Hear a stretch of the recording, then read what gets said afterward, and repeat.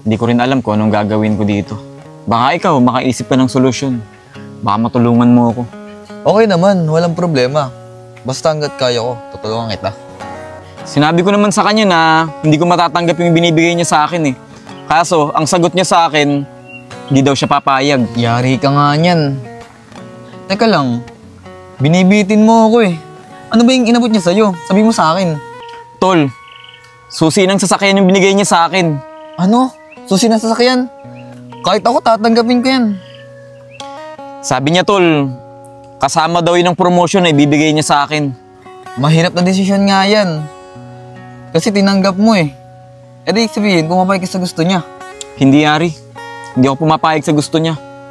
Hindi ko ipagpapalit ang asawa ko para lang sa promotion at para sa sasakyan. Hindi ko yata kayang gawin yun. Isa lang naman solusyon dyan eh. Magpakatotoo ka.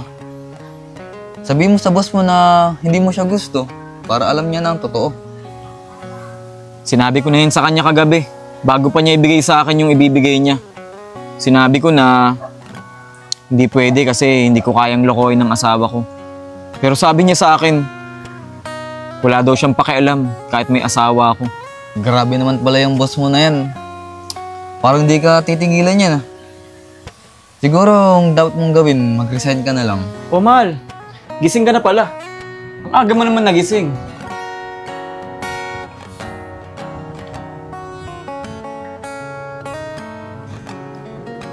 Oo, maaga ako nagising. At mas maaga kang umalis. Saan ka magaling ha? Kanina pa ako nag-aantay sa'yo. Wala ka bang pasok? Teka lang, may sasabihin ako sa'yo.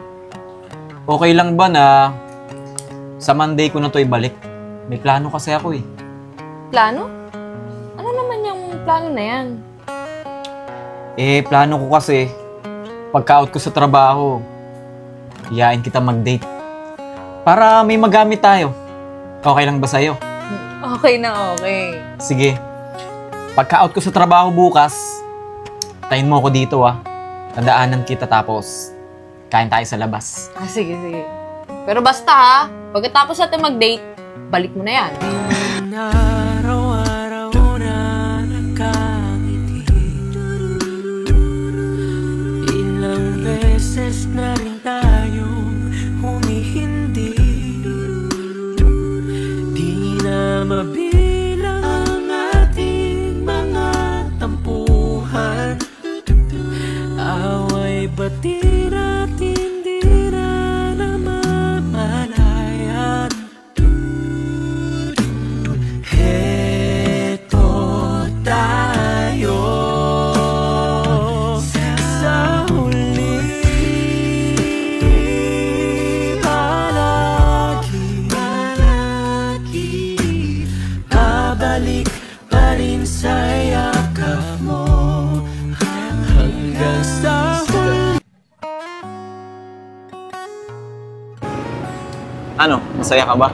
Oo naman, masaya-masaya ako. Di ba, ang tagal na nung huling date natin? Nakapili ka na ba ng kakainan natin? Oo naman. Kagabi pa. Kasi may bagong bukas yung kaibigan ko na coffee shop. Kaya naman pala nag-aya ka ng date eh. Teka, nasa ba yung sasakyan? Ano, magko-commute lang tayo? Ano ko ba? Hayaan ko ba na mag-commute tayong dalawa? Ayan yung sasakyan, no? Ano, tara na? Tara. Tara.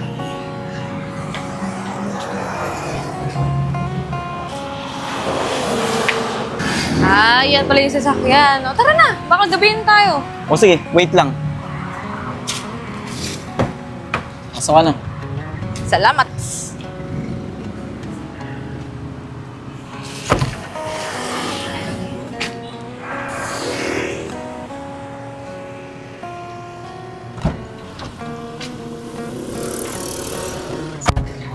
Ano, tara na? Tara na.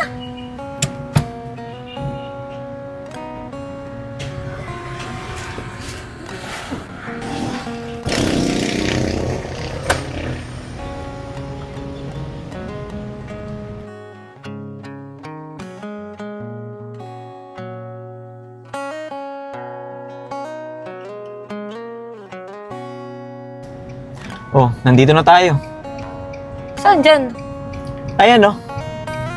Ah! Evan Tiweng! Ang bilis tandaan ng pangalan, no? Cute. And pati yung nakikita ko sa Blow Up, di ba? Yung mga mura yung pagkain, gano'n. Oo. Buti na lang dinala mo ko dito. Oo naman. Dito kasi, balita ko, hindi daw nila tinitipid yung mga customer. Kaya sure ako na masarap yung isa-serve sa atin.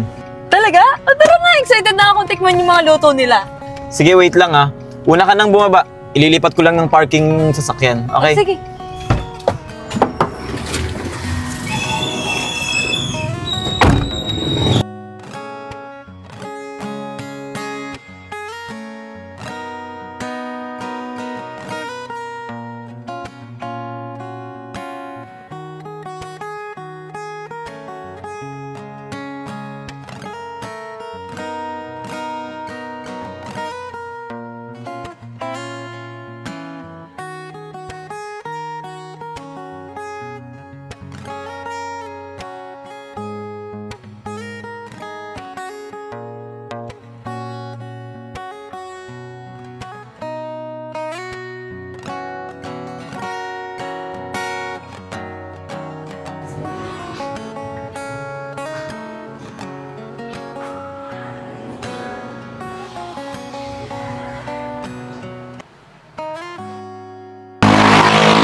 Alam mo ba, nung nakita ko to sa FB, ayan, dapat kita na may kaso nga lang, away tayo, kaya nakalimutan ko.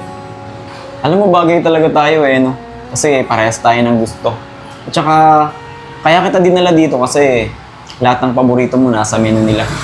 Oo nga eh, buti dito mo ko dinala sa T-Way. Tara na, order na tayo. Ano ba yung menu nila? Eto, Ito ba? bukan. Ang mumura nga dito, no? Sa atin kasi ang mahal eh. Kaya nga kita dito dinala eh. Mura na, masarap pa yung mga pagkain. Ano, sure ka na ba sa order mo? Oo, sige, yan na yun. Order na ako ha.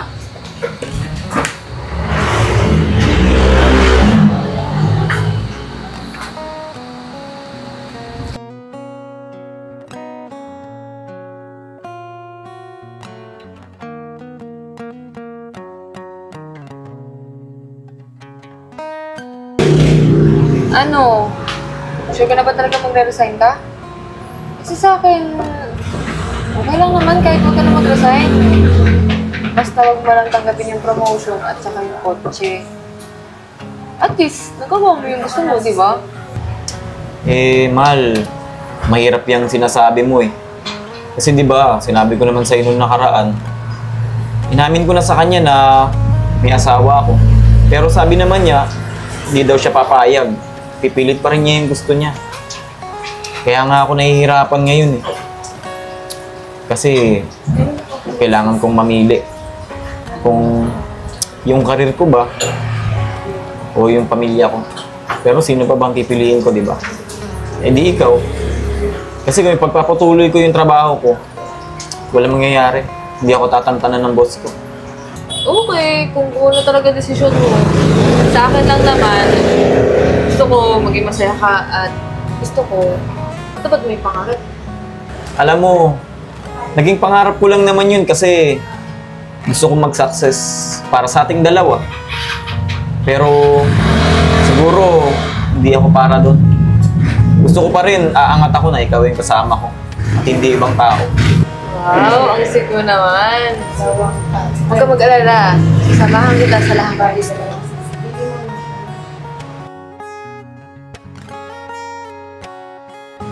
Hello guys! Kami ang Team Palaman! And ngayon, nandito po kami sa Tiweng. Located siya sa San Guillermo, Morong Rizal. At syempre, hindi mawawala si Teacher May. Teacher May, please introduce yourself. Hi guys! Magandang araw sa inyong lahat. This is Teacher May here at Tiweng. Actually, this is a former of May Chef Ed. But anyway, this is Tiweng now. And located here at Armata Street Estacion, San Guillermo, Morong Rizal. At syempre, marami kaming mga available here. Ayan, meron kaming iba't ibang food dito. Syempre, masarap, di ba guys? Yes, super. Meron kaming special namin ay lugaw, sisig, silog, at ang iba't ibang tea. Yan, Tiweng. Once again, visit ho kayo dito. And pabook na po kayo. Meron din po kaming catering and services. Thank you! Thank you po. Yan. Sobrang sarap talaga ng pagkain, di ba, Ate Kylie? Super! Yan. Hindi kami pinigo. Ay, grabe. Sobrang nakaka-overwhelm kasi meron pa silang pa-take out. Yan, pa-take out. Sulit talaga. And maraming salamat po, Teacher May at saka sa may-ari. Sobrang dami ng servings nila dito, guys. Promise. As in, ang dami talaga. Mas naubos ko pa yung kanin kesa sa ulam. Yes. Hindi ko na natipid yun. Thank you po. Thank you po. Bye-bye! Bye!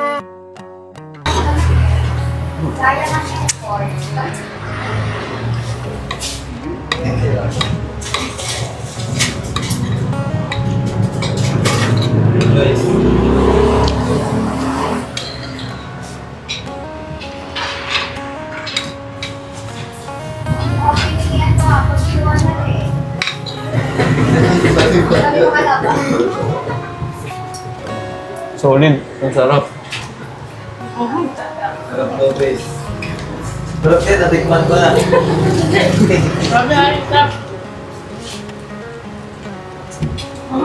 Ay, galing.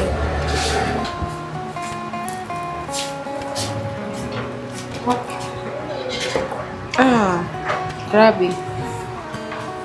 Guys, diet po si Ari. Hindi daw siya kakain. Ito lang. Oh, milk tea lang daw. Protein. Protein lang. Iwas carbs.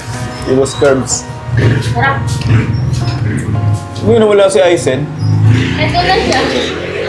Saan kumakain sa ilalim ng table? Kaliwete ka, di ba? Si Aisen. Parang kakain. Ayaw mo ba talagang kumain? Diet ka ba talaga? Bigla. Sasabihin ko na doon kay ate. Hindi ka i-cancel. Ayan, yung ka. Kaya nga kumain. Kaliwete siya.